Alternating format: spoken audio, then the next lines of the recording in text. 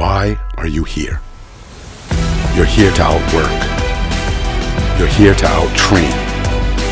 You're here to win.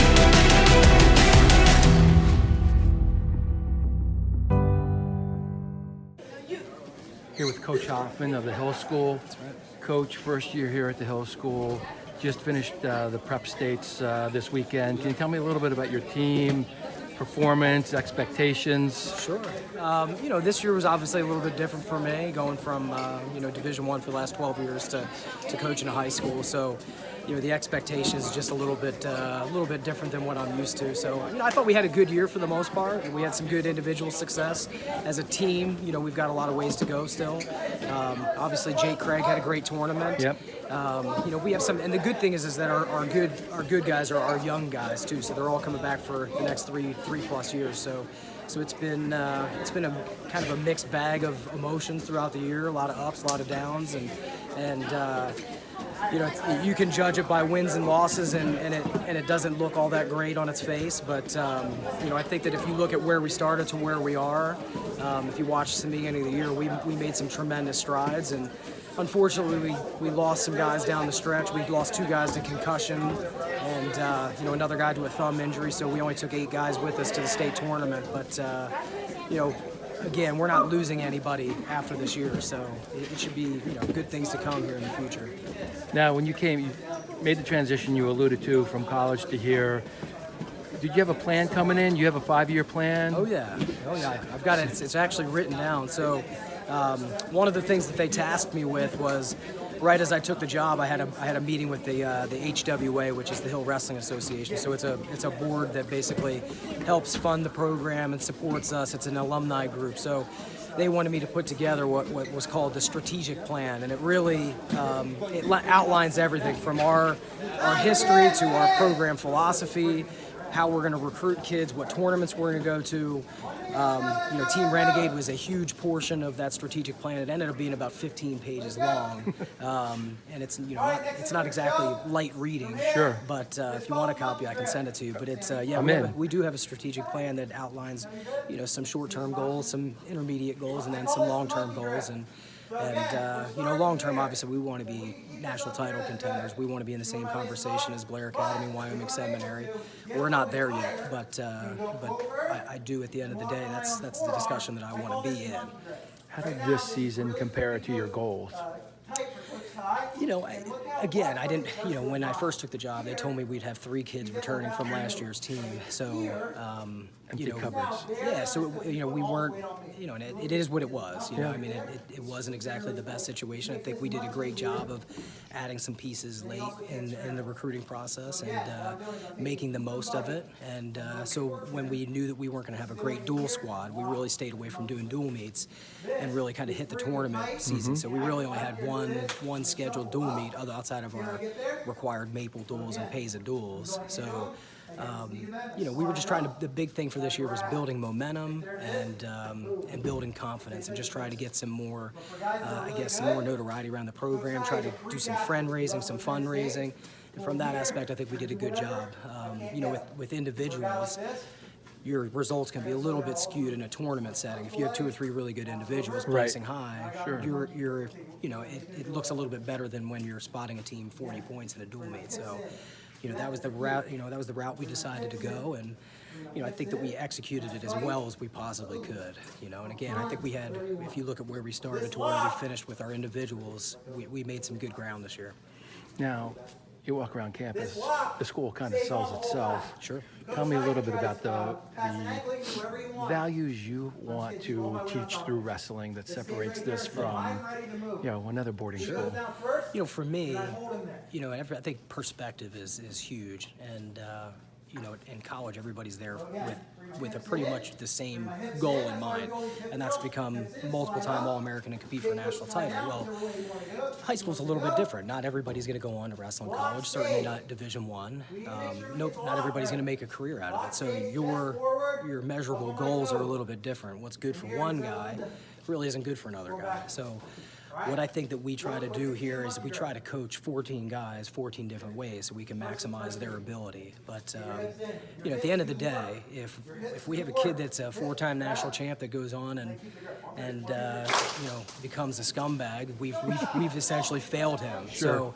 So, I look at it as one day these kids are going to grow up to be fathers and husbands, and we want to be proud of the men that they are, and more importantly, I think, than so much concern about the wrestling. Now, listen, no one cares about the wrestling portion of it more than me. Sure. But again, that perspective word is huge. So, I think the biggest thing is we're trying to maximize the best from every guy. And like I said, for some kids that's making the varsity lineup, and for some kids like Jay Craig, it's winning a national title this year. So, we kind of have it's this whole mixed bag of things where, everybody's different, everybody's unique, and we do a pretty good job of catering to the individual. You've got a pretty large, I guess, I don't want their heads to get big, but they're pretty good staff around you. Yeah. Can you tell me a little bit about the support the school has for the program and the knuckleheads who are helping you Sure, here? yeah. So, I realize that I'm quite a bit biased, so I think we have the best staff in the country. I think our staff's better than a lot of Division I programs. Yeah. Obviously we have Nate Brown, who's an NCAA finalist, couple-time All-American. My old teammate Zach Dahl, who was a 4-time National Prep finalist. Ty Willman, who was a 5-time All-American, 2-time National Prep final, 2-time champ. My brother, TJ Demetrio, and then we have another guy that from the Hill School that helps us out. So, we have 7 guys for about 10, 12 individuals, so they really do get a lot of individual attention, and that's why I think we're able to cater so much to the individual. But, when I took the job, the first thing was I got to have somebody to help. So my first call was to Zach Dahl, who, like I said, he knows the landscape of the school. He knows what kind of kids that we're working with here. He knows what we're looking for. So getting him on board was huge for me. And he's a pretty tough kid. Yeah. And how long has he had staff? Yeah, he's for like 10 years or something. He's almost had, tired of hearing about it. I wish they would have just amputated his leg already, But no, yeah, he's got a pick line in right now for the next, I think, four more weeks. So, but Coach Brown and I go way back. So when I was coaching at Bucknell, Nate Brown wrestled for Lewisburg High School, so he was part of our club. I used to do a lot of individual. Nookie, please. Yeah, Coach Nookie. Sorry, Coach Nookie. It's hard to take him serious, Yeah. but so we did a lot of one-on-one stuff in the mornings before school, and don't tell him I said this, but he's a great guy. He's a great kid. He's a great coach. He's really great with the kids, and he actually reached out to me and asked if he could get back involved, and he missed the sport, and it was a no-brainer on our part. So we're going to do everything we can to keep him here and keep him part of the program. Tell me a little bit the personal transition from working with college kids to high school kids. Listen, and what have you had to change, if anything?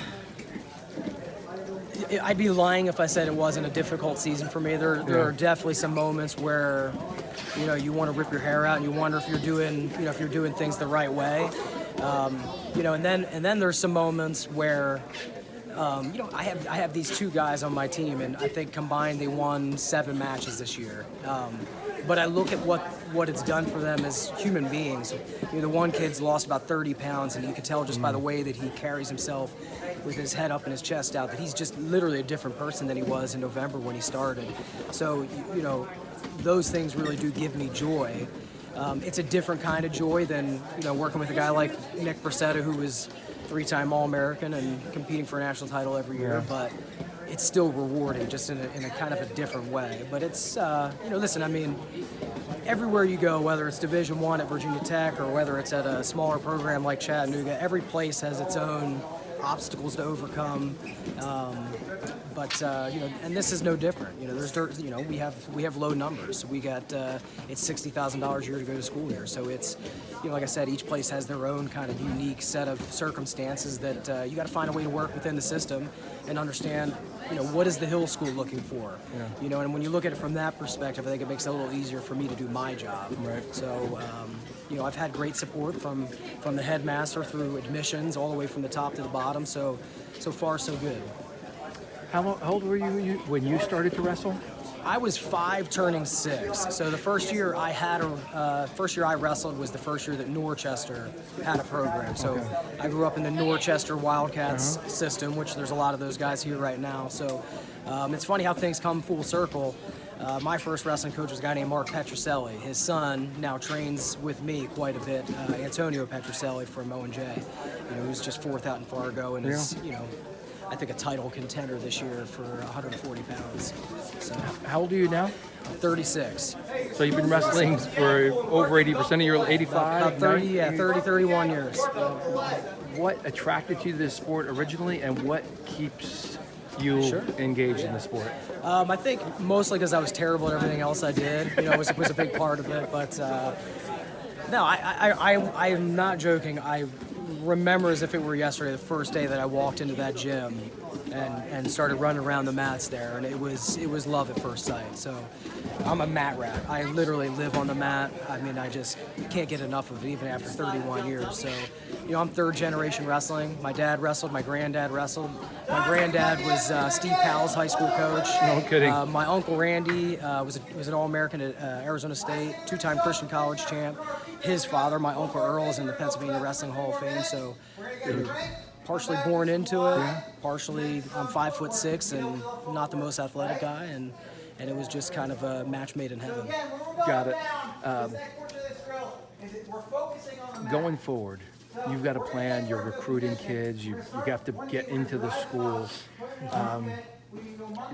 Did the school level of support change when you came in? It just feels like that to me, I guess, from an outside observer. Yeah, I think that's fair to say. For me, it's all I know. What is kind of what I was told and what they've shown me. I've had some good mentorship from some of the guys in our Wrestling Alumni Association. Particularly Jamie Moffitt is a guy that was instrumental in bringing me back here, and just being honest with me. So. He's a guy that follows wrestling very close. He's written a couple books about wrestling, but it's just like I said, I've felt supported from day one. Is it different than it used to be? I don't know. I mean, when I was fair to ask. when I was here as an athlete, we finished second, third, fifth, and seventh my 4 years, and we had some great teams. And when I was here, I always felt supported. So just the time that I've had as an athlete and now as a coach, I really have nothing to complain about. So. Okay. Coaching mentors. Any standout coaching mentors for you? There's so many. There's too many to name. Okay. It's funny. I wrote a little blog. I'm on our website, just kind of chronicling my career. And you look back and you wonder, was it destiny? Did all these things happen by chance? And I look back and I had a great set of youth coaches with my dad and Mark Petroselli and some of these other guys. And then when that kind of had run its course, I found this club, Team Renegade, which is why we brought it back. And I look back at Team Renegade and joining that as a huge pivotal experience for me. It really changed my whole perspective on the sport. And Dale Bonsall was a huge mentor for me. He was a club coach of mine for forever. Bruce Kennett and Dale Bonsall at club, and then I was lucky enough to come here and work with Tom Hutchinson, who I still think to this day is the best technician that I've ever worked with. So, his best friend is Sergey Beloglazov, who's somewhat decent at the sport of wrestling. So, and then in college I got to work with a guy named Tom Brands, who was great, and Doug Schwab. And I think when you talk about lifestyle and personal responsibility and becoming a man, those are the things that I really learned from those guys, and just accountability of how to do things the right way. Can I ask you a quick question? Sure. So Doug and Tom Brands, Schwab, intense guys. Sure. Any funny anecdote you could share about their lack of intensity or their intensity? There's no lack of intensity at any. It doesn't matter. So I remember one time we were traveling, I think, to the Southern Scuffle or something, and our flight got delayed. And Doug Schwab, I remember like 4 security officers rushing to the game area because Doug Schwab and I think Wes Hand, they were shooting baskets like in those, and they got so heated that he was spiking the ball and slamming. You can't, he was losing his mind, So it didn't matter what we were doing. So we went bowling a lot. I know that sounds weird, but almost every night the staff had a team and our wrestlers, we had a tryout to see who were the best 4 bowlers, and it was Doug Schwab, Wes Hand, Tom Brands, and Jesse Donworth, our trainer, versus 4 guys on our team. And it didn't matter what we were doing. The intensity was always through the roof. And but at the same time, Tom Brands, I think so many people have this misconception of the guy. He's the most selfless human being I've ever met. I mean, when we're on trips, he's the guy out getting groceries. He's the guy out washing clothes and asking what he can do. I spent more time in his home with his kids and family than any, and again, it's something that I've kind of taken a page out of his book and I try to do with my guys. Hey, we try to have guys into our home. We try to have family meals together. We try to do things off the mat together, go watch college wrestling matches. We went and saw, Lehigh wrestle Princeton, Lehigh wrestle Virginia Tech. So, Gotcha. I think those things are critical in development of a kid. I think when they know you care about them beyond the hours of 3 to 5 in the afternoon and you care about them as a human being, they're way more likely to go the distance for you and try to fight and battle for you. Coach, thanks for the time. I know it jumped around, Yeah, but you're absolutely we're also fine. blocking some kids. Sure, that's Good no luck. problem. Thanks so much.